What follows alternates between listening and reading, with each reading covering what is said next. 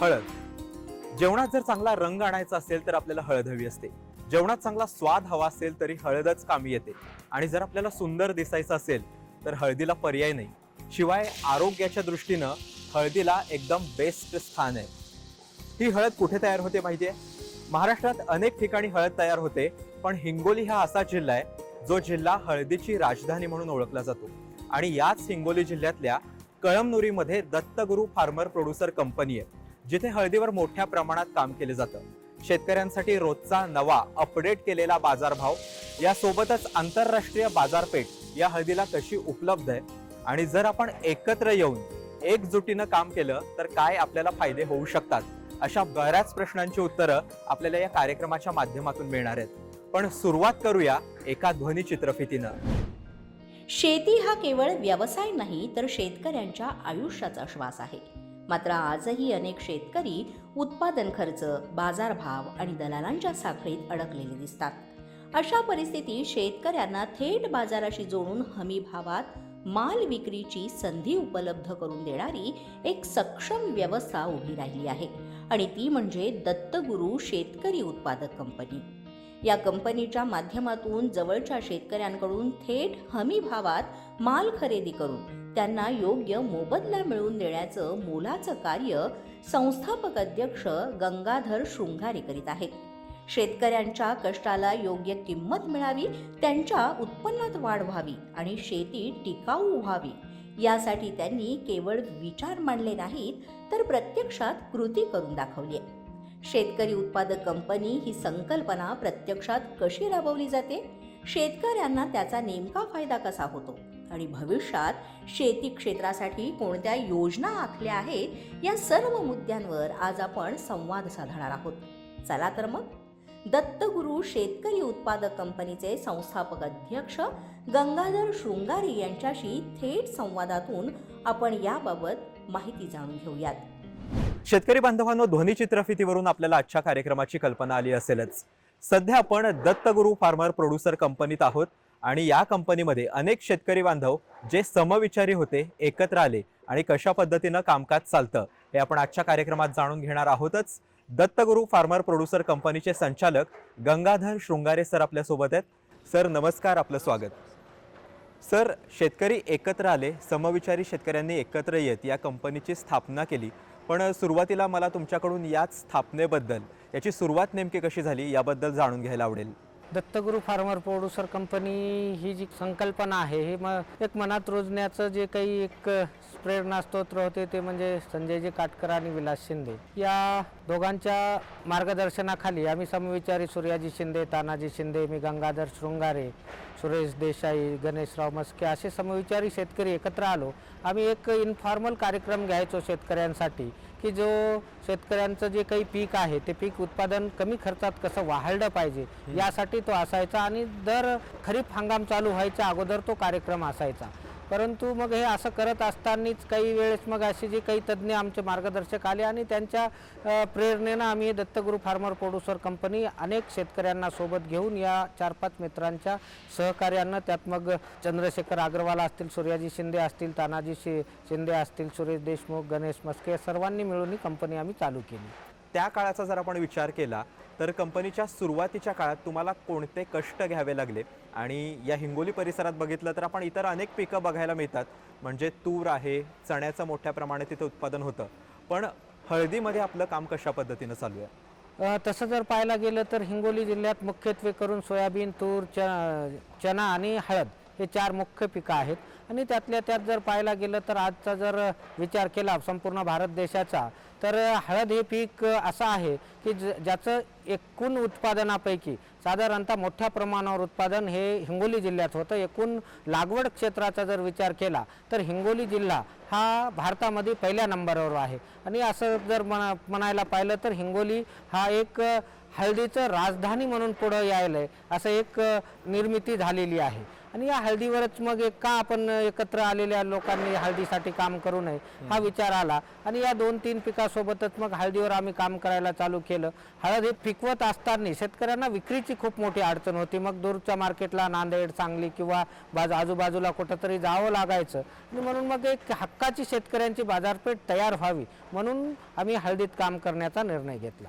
Sir, शेतकऱ्यांकडून तुमच्याकडे ज्यावेळेस हळद येते तर त्या हळदीवर म्हणजे तिचं वजन करण्यापासून कोणकोणत्या प्रक्रिया केल्या जातात? सुरुवातीपासूनचा जर विचार केला तर तसा आम्ही एक खरीप पीक मेळाव्याच्या माध्यमातून किंवा शेतकऱ्यांमध्ये जाणीव जागृती करण्यापासून हळद लागवडीपासून ते प्रक्रियेपर्यंत सगळ्या त्याच्या जे पायऱ्या आहेत त्या शेतकऱ्यांपर्यंत आम्ही पोहोचवतो. मग हळद लागवड करत असताना त्या चांगलं बेणं निवडणे असो किंवा तिथल्या जे काही खताचे औषधाचं व्यवस्थापन असो या सगळ्या गोष्टी आम्ही आमच्या मॅसेजच्या माध्यमातून शेतकऱ्यापर्यंत पोहोचत असतो. त्यामुळे होतं असं की चांगल्या गुणवत्तेची हळद शेतकरी पिकवतात. शेतकऱ्यांचं जे उत्पादन आहे ते उत्पादन वाढतं आणि गुणवत्तापूर्ण हळद जी आहे ती आमच्यापर्यंत येते. आता त्यानंतरचा जो प्रोसेसचा जो काही भाग आहे शेतकऱ्यांच्या शेतावर ती जी हळद आहे ती शिजवतात आणि त्याला प्रथम प्रक्रिया करून म्हणजे सिंगल पॉलिश करून आमच्यापर्यंत आणतात. त्यानंतरचा आमच्या कंपनीचा मग दत्तगुरूचा प्रवास तिथून पुढे चालू होतो. शेतकऱ्यांनी आणलेली जी हळद आहे ती आपण शेतकऱ्यांच्या वाहनातून एक एक पोता शेंग असेल किंवा बंडा असेल त्याचा एक एक पोता आपण आपल्या ओट्यावर इथं ओढतो आणि त्याच्यानंतर काय होतं मग त्या शेतकऱ्यांना आपण त्या मालाचा गुणवत्ता पाहून गुणवत्ता तपासून भाव सांगतो. शेतकऱ्यांना जर तो भाव पटला तर मग आपण त्या मालाचं उतरून घेतो आणि त्या शेतकऱ्यांना ते रोखीनं पैसे देतो. उतरून घेतल्याच्या नंतर आपण जो आपला कोणी बायर असेल खरेदीदार असेल त्याच्या रिक्वायरमेंटनुसार आपण त्या मालाची मग प्रतवारी करायला सुरुवात करतो. आपण जे काही इथं आपल्या कंपनीच्या कार्यक्षेत्रात जे काही डेव्हलप केलेले छोटे छोटे यंत्र आहेत त्या माध्यमातून ग्रेडिंग पॉलिशिंग करून ज्या प्रतीचा माल आपल्या खरेदीदाराला हवा आहे त्या प्रतीचा माल आपण इथं तयार करून त्या खरेदीदारापर्यंत पोहोचत असतो. सर, माल ज्यावेळेस तुमच्याकडे येतो शेतकऱ्यांकडून हळद येते पहिली म्हणजे प्राथमिक पॉलिशिंग त्याच्यावर होतं आणि त्यानंतर तो माल तुमच्याकडे येतो. पण त्यानंतर तुम्ही सांगितलं की काही प्रमाणात त्याच्यावर इथं तुम्ही प्रक्रिया करता म्हणजे थोडक्यात त्याचं मूल्यवर्धनच केलं जातं. तर कोणकोणत्या टप्प्यांमधून या हळदीला जावं लागतं? सुरुवातीला शेतकऱ्यांकडून आलेली जी हळद आहे ती हळद आपण इथं आल्याच्या नंतर उतरून एक त्या 2-3 प्रतीची हळद येते ती 1 नंबर 2 नंबर त्या प्रतीनुसार आपण इथं ढीग लावतो त्याची शेतकऱ्यांकडून आल्याच्या नंतर आणि नंतर मग ही जे काही ग्रेडर मशीन आहेत आपल्याकडं त्या ग्रेडर मशीनवर टाकून त्या ग्रेडर मशीनमधून टाकल्याच्या नंतर 1 नंबर 2 नंबर 3 नंबर अशा त्याच्या क्वालिटीच्या नुसार वेगवेगळी होती हळद आणि त्यानंतर आपण इथं आपल्या कंपनीच्या गोडाऊनमध्ये वुडन पॉलिशर काही लावलेली आहेत. म्हणजे जे काही निर्यात हळद करतो आपण त्याला इथं आपल्याला रिपॉलिश करावं लागते. प्रत्येक शेतकऱ्याची हळद 2 टन 3 टन 4 टनापर्यंत येते आणि आपण जे ऑर्डर घेत असतो ती ऑर्डर असते साधारणतः 50 टन 100 टन 200 टन अशा बल्क क्वांटिटीमध्ये आपण इथं ऑर्डर घेतो. म्हणून युनिफॉर्म साईज करायसाठी युनिफॉर्म कलर करायसाठी आपण ती एकत्र केल्याच्या नंतर ग्रेडिंग करतो आणि ग्रेडिंग केल्याच्या नंतर त्याचं इथं रिपॉलिशिंग होतं. म्हणजे साधारणतः एक 3 ते 4 टप्पे इथं होतात आणि त्यानंतर काही तिथून वाळवत असताना शेतातून प्रक्रिया करत असताना त्याच्यात मिसळलेले काही खडे आहे गोटे आहेत किंवा काडी कचरा आहे ते मग आपण मजूर जे काही काम यांत्रिकीकरणाद्वारे होऊ शकतं ते तसं करतो आणि जे नाही होत ते मग मजूर लावून बरेचसं काम आपण हाताने इथं करून घेत असतो. पण हळदीचा भाव हा नेमका कसा ठरतो आणि या ज्या वेगवेगळ्या त्याच्या गुणवत्ता आहेत प्रतवारी आहे त्यानुसार कशा पद्धतीनं तो भाव शेतकऱ्यांना दिला जातो? हळदीचा भाव ठरवण्याच्या बाबतीत जर पाहिलं तर तसं पाहिलं तर जागतिक उत्पादनाच्या 85 ते 87% हळदी एकट्या भारतात तयार होती. त्यामुळे तशी बऱ्यापैकी आपण हळदीच्या उत्पादनाच्या बाबतीत आपली मक्तेदारी आहे. परंतु भाव ठरवत असताना कुठल्याही वस्तूचा मागणी आणि पुरवठा या 2 गोष्टी मुख्यत्वे करून भाव ठरवण्याच्या कारणीभूत आहेत. पण आता भाव ठरवत असताना एखाद्या वेळेस जर उत्पादन जास्त झालं त्या प्रमाणात जर मागणी नसेल तर त्यावर्षी थोडं कमी असतो. पण जर उत्पादन आपणच त्याच्यात उत्पादनात मक्तेदारी असल्यामुळं भाव जे आहे ते कमी जास्ती मागणी आणि पुरवठ्यावर ठरतात. पण उत्पादन जास्ती झालं तर एखाद्या वर्षासाठी भाव थोडे कमी होतात आणि परत स्थिर होतात.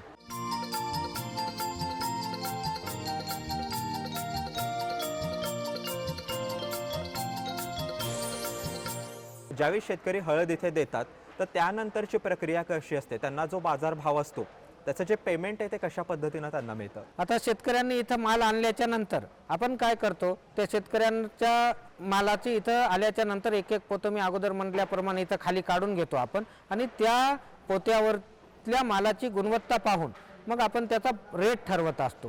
तो रेट मग त्या दिवसचा बाजारभाव आहे, त्या बाजारभावाहून त्या मालाची जी गुणवत्ता आहे त्या शेतकऱ्याच्या, त्या गुणवत्तेच्या नुसार त्याचा रेट ठरतो आणि त्या शेतकऱ्याला जर तो रेट पटला किंवा त्याला जर मान्य झाला तर मग तो माल आपण उतरून घेतो, त्याचं वजन करतो. ॲक्च्युअल वजन घेतल्याच्या नंतर रिकाम्या बारदाण्याचं वजन करतो, ते त्या मालातून आपण ते एकूण वजनातून ते वजा करतो आणि त्याच्यानंतर निव्वळ वजन गुणिले त्याचं जे ठरलेला भाव आहे तो भाव आपण त्या शेतकऱ्यांना देतो आणि ते भाव दिल्याच्या नंतर ते पैसे जे आहेत ते आपण ताबडतोब रोखीने शेतकऱ्यांना देतो किंवा शेतकऱ्यांची इच्छा जर असेल तर आपण मग त्या शेतकऱ्यांना तो RTGS किंवा चेकही देतो.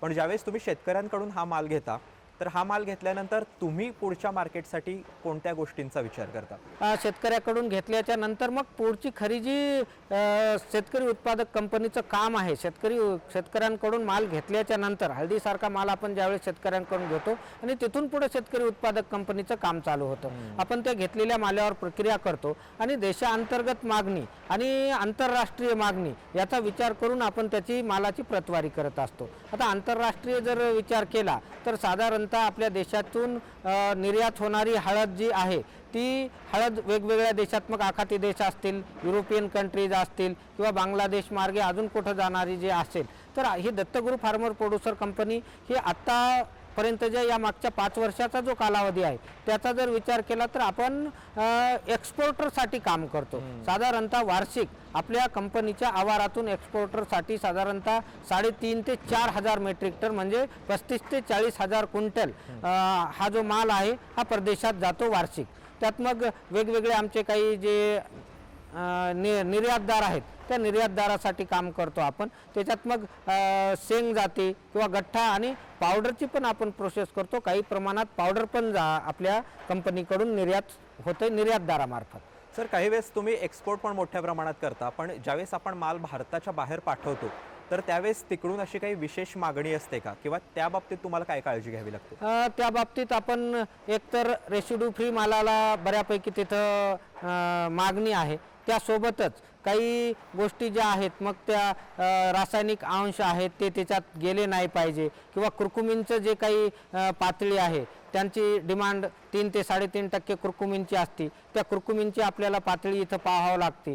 त्याशिवाय तिथं माल मग एखाद्या वेळेस असं होऊ शकते त्या प्रतवारीनुसार किंवा त्या गुणवत्तेचा जर माल आपण नाही देऊ हे झालं तर ते नापासही सॅम्पल होऊ शकतं. म्हणजे आपल्या फॅक्टरीच्या जे काही स्थानावर आहे ते आपण ती एवढी काळजी घेतो, त्याच्यात काडी कचरा नाही गेला पाहिजे, काही ॲडिशन नाही झालं पाहिजे किंवा ते तिथल्या त्या जे बायर आहेत आपले जे खरेदीदार आहेत त्यांच्या आपण विश्वासाला पात्र राहिलो पाहिजे असं पहिल्यापासून कंपनी काळजी घेते. त्यामुळं एखादं ऑर्डर जर आली, एखादी जर मागणी नोंदवल्या गेली तर सरासरी आपण त्याच्यातून काही त्यांना हे होईल असं आपल्याकडून काही त्रुटी राहील अशी काळजी इथंच घेतो आणि त्या त्रुटी राहू देत नाही.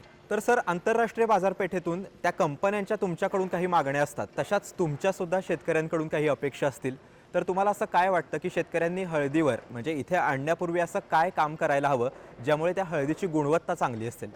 आम्ही त्या बाबतीत शेतकऱ्यांना वेळोवेळी जागरूक करत असतो. उदाहरण जर द्यायचं तर बऱ्या प्रमाणात मागल्या 1-2 वर्ष अगोदर मेटॅलॅक्झिल आणि क्लोरोपायरिफास हे जे रसायन आहेत हे आपल्या हळदीत परदेशात जाऊन तिथं ते अंश आढळले होते आणि त्याच्यामुळे बरेच आपले जे ऑर्डर्स आहेत किंवा आपल्या देशातून जी पुरवठा होतो त्या ऑर्डर्स कॅन्सल झाल्या होत्या आणि ते मग बऱ्यापैकी त्या गोष्टीचा आम्ही इथं आल्याच्या नंतर शेतकऱ्यात जाणीव जागृती केली. आमच्या जे दररोज आम्ही 10 वाजता भावाचे मॅसेज टाकतो त्यावेळेसच त्याच्यातून मग क्लोरोपायरिफास आपल्या हळदीवर वापरू नका, मेटॅलॅक्झिल सारखं जे बुरशीनाशक आहे ते आपल्या पिकावर तुम्ही जमिनीतून किंवा वरून फवारणीद्वारे देऊ नका, जेणेकरून आपला जो माल आहे तो आंतरराष्ट्रीय बाजारपेठेत टिकला पाहिजे. याच्यासाठी मग शेतकऱ्यांना आम्ही तसं त्याच्यात मार्गदर्शन करतो, शेतकऱ्यात जाणीव जागृती निर्माण करतो. त्यासोबतच गुणवत्तापूर्ण जो माल आहे तो उत्पादित कसा झाला पाहिजे आणि गुणवत्तापूर्ण माल जर उत्पादित झाला तर आपल्या कंपनीला आणि पर्यायाने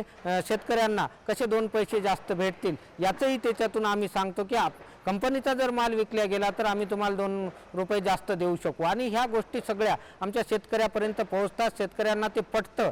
ते मग एखाद्या वेळेस कार्यक्रम घेण्याच्या माध्यमातून असो किंवा आमच्या जे जातात सकाळी रोज मॅसेज भावाचे त्याच्यासोबत जाणारा संदेश असतो, या माध्यमातून आपण शेतकऱ्यापर्यंत ते जातो आणि तसं शेतकरी मग त्या मालावर त्या मालाचं उत्पादन करत असताना ती काळजी घेतात आणि तसं व्यवस्थापन शेतात करून चांगल्या प्रतीचा माल उत्पादन करण्याचा प्रयत्न करतात. पण सर, या पूर्ण व्यवस्थापनाचा विचार केला तर भांडवल हा सुद्धा एक महत्त्वाचा मुद्दा असतो.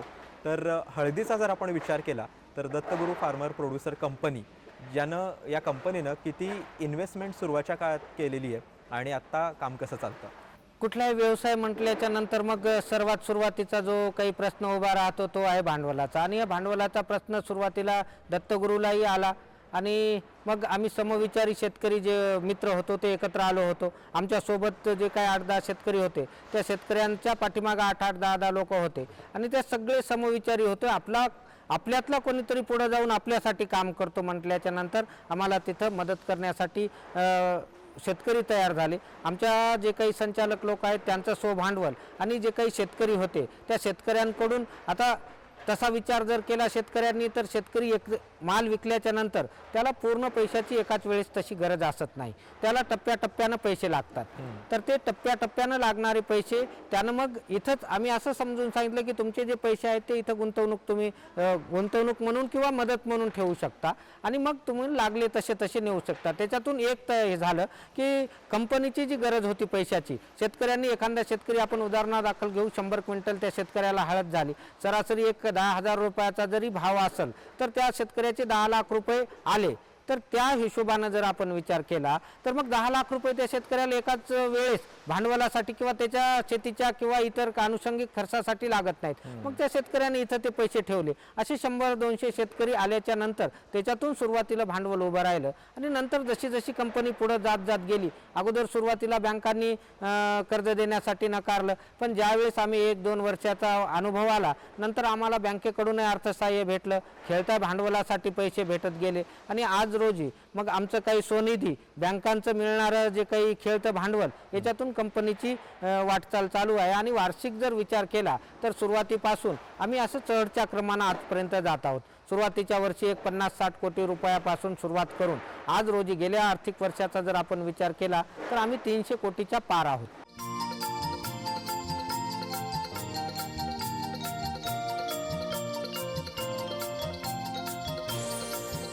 पण या पूर्ण व्यवसायात आणि अर्थातच व्यवस्थापनात तुम्हाला किती जणांचे हातभार लागतात आणि कशी रोजगार निर्मिती यातून होतीये?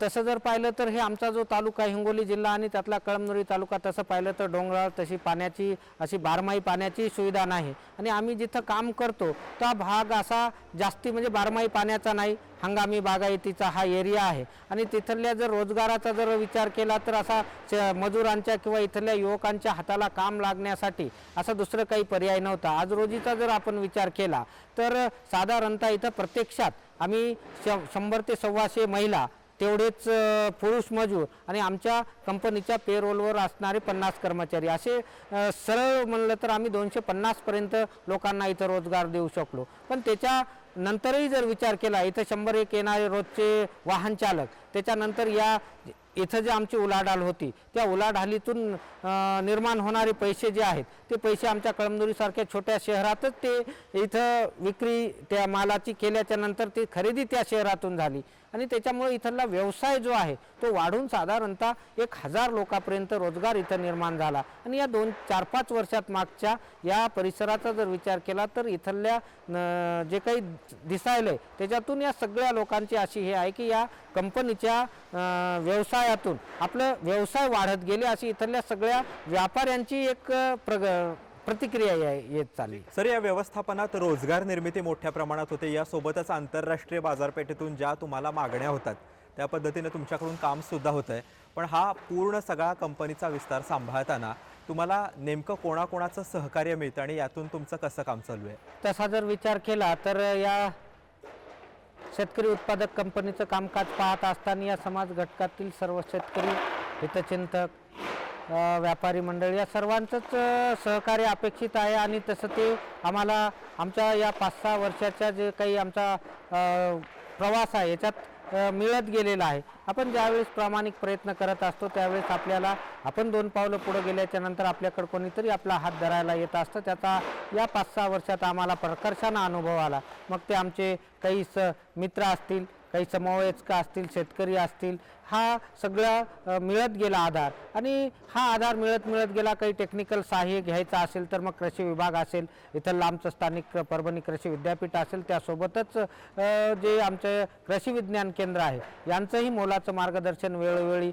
आम्हाला मिळत असतं की कशा वेळेस तर ज्यावेळेस अचानक काही वातावरणात बदल होतो, हळदीसारख्या सोयाबीनसारख्या पिकावर एखादी विशिष्ट रोगराई येते, त्यावेळेस त्या तज्ज्ञांचा जो काही सल्ला असतो केव्हीकेचा तो अतिशय महत्त्वाचा असतो आणि आम्ही तो जो काही सल्ला आहे तो सल्ला आमच्या भावाचा जो आमचा मेसेज जातो त्या भावाच्या मेसेजच्या माध्यमातून आम्ही तो संदेश आमच्या शेतकऱ्यापर्यंत पोहोचवतो.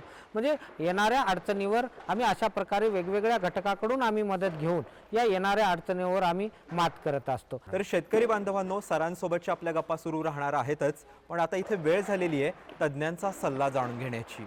आपण कृषी विज्ञान केंद्र आणि कृषी विद्यापीठाच्या माध्यमामधून शेतकऱ्यांना उत्पादन वाढीसाठी नियमित मार्गदर्शन करतच असतो. आपण शेतकऱ्यांनी उत्पादित होणारा माल चांगल्या प्रतीचा आणि कसा तयार होईल, सोबतच आपला उत्पादन खर्च कसा कमी होईल यासाठी आपण आपापल्या जिल्ह्यातील कृषी विज्ञान केंद्राशी संपर्क साधून आपलं उत्पादन वाढवावं. तसेच सांगण्यासारखं म्हणजे की जे काही माल आपण तयार करतो, मग हळद पीक असेल किंवा इतर पिकं असेल, तर त्यावर आपण प्रक्रिया करावी जेणेकरून आपल्याला जास्तीत जास्त माल भाव जो आहे तर तो मिळेल. बाजारपेठेत आणणारा माल हा आपण स्वच्छता आणि प्रतवारी करून आणावा की जेणेकरून आपल्याला चांगला रेट किंवा भाव याला मिळू शकेल. शेतकरी बांधवांनो, आत्ताच आपण तज्ज्ञांचा सल्ला ऐकला. पुन्हा एकदा आपल्यासोबत गंगाधर शृंगारे सर या पूर्ण व्यवस्थापनाचा विचार केल्यानंतर आपल्याकडे मोठा अनुभव आहे, पण याच्या माध्यमातून आपण शेतकरी बांधवांना असा कोणता महत्त्वाचा सल्ला द्याल की ज्याच्या माध्यमातून ते सुद्धा एकत्र येऊ शकतील आणि अशा पद्धतीचं काम करू शकतील? शेतकरी उत्पादक कंपनीचा जो काही प्रवास आहे याबद्दलचा जर विचार केला तर आपण जे काही आपल्या परिसरात जे कुठं शेतकरी एकत्र येत असतील त्यांनी त्यांच्या परिसरातलं जे काही पीक आहे ते पीक दृष्टिक्षेपात घेऊन नजरेसमोर घेऊन आपण एकत्र आलं पाहिजे. मग ते तालुका कार्यक्षेत्र असेल, जिल्हा कार्यक्षेत्र असेल, अशा माध्यमातून एकत्र येऊन एकत्र पिकाचं उत्पादन, एकत्र पिकाची प्रक्रिया आणि विक्री हे शेतकऱ्यांनी या शेतकरी उत्पादक कंपनीच्या माध्यमातून केलं पाहिजे. त्यासोबतच आम्ही जे काही आज काम करत आहोत, हळदीसारख्या पिकाचा जर विचार केला तर हळदीचा आम्ही भारत देशाचा किंवा या महाराष्ट्र आणि विशेषतः मराठवाड्याचा जर विचार केला तर इथल्या हंगामी बागायतीच्या जो काही क्षेत्र आहे जिथं पाण्याची सुविधा नाही, अशा जानेवारीपर्यंत ज्या कोण्या शेतकऱ्यांना पाणी आहे अशा शेतकऱ्यांकडे हळद हे पीक चांगल्या प्रकारे येऊ शकतं. आणि हे पीक घेण्यामागं एक असं एक कारण आहे की हे आजचे जे काही नैसर्गिक आपत्ती आहेत, मग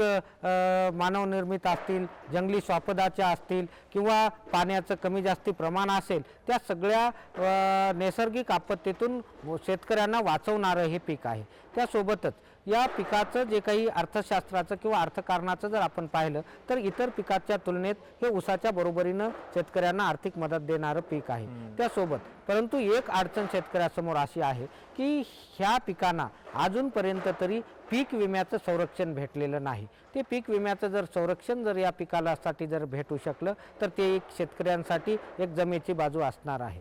शेतकरी बांधवांनो, सध्या काळ बदलतोय आणि बदलत्या काळासोबत आपल्याला सुद्धा बदलायला हवं आणि म्हणूनच या पूर्ण व्यवस्थापनात यांत्रिकीकरण सुद्धा मोठ्या प्रमाणात वाढलेलं आहे. तर ते कशा पद्धतीनं चालतं आणि त्यावर कोणत्या प्रक्रिया इथं केल्या जातात हे आपण कार्यक्रमाच्या अगदी शेवटच्या टप्प्यात या कंपनीचे संचालक तानाजी शिंदे यांच्याकडून जाणून घेऊ. इथं आम्ही साधारण 4 पिकात काम करतो, हळद, सोयाबीन, तूर आणि चना.